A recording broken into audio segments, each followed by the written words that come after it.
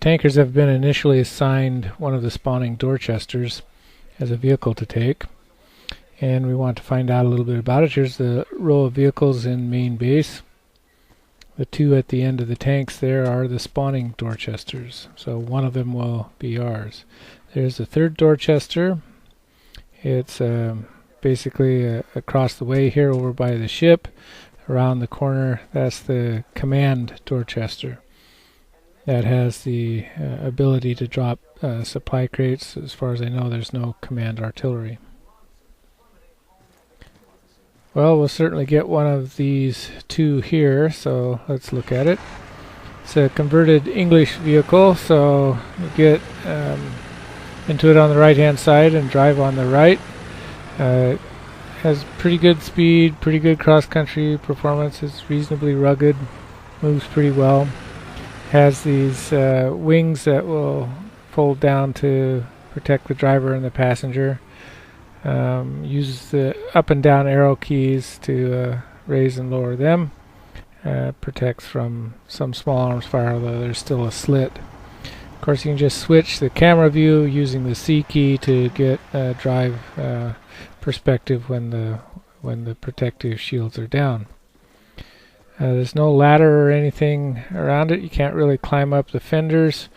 Not a whole lot you can do in that respect, but of course with the spawning Dorchester, its main feature is that it's a mobile spawn point, so infantry can spawn on it, and so our getting it into the right position and keeping it protected is what's most important. Well, we want to know also its capabilities as a spawner, so the one I've moved out here you can see is now a spawn point, and we'll treat it as my spawn point and see what happens. Troops spawn at the back right hand corner. That's what's going to happen every time. They're going to come in that back right hand corner. They need to move off that point right away if the truck is not moving, otherwise it'll show a red dot that you can't spawn on. And so you have to be aware of obstacles too. It will spawn into buildings if it's clear enough. It'll spawn into lots of different areas, and so it can be used in creative ways, I think, but you'll see it's always off that right hand back corner. Well, might be some other ways we can use it. Here I put a tank next to it to see if we can use it to climb walls, if that's ever handy.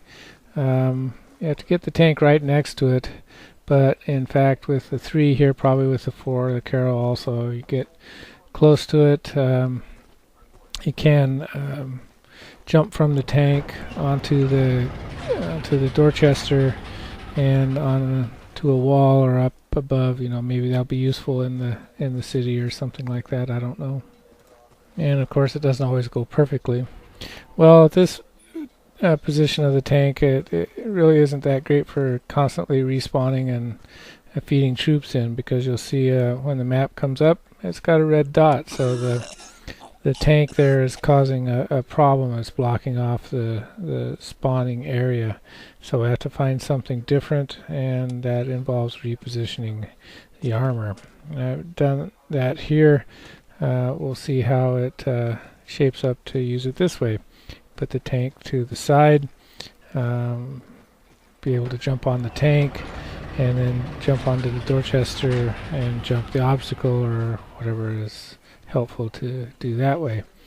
Well, get a double protection that way of sorts, I guess.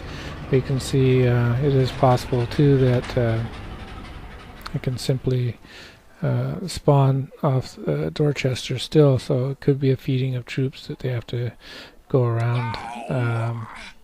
There, the spawn point is good. They'll just end up spawning in, going around the Dorchester, and you know, theoretically, I guess, jumping up on the tank and jumping over the obstacle if it works out that way to do it.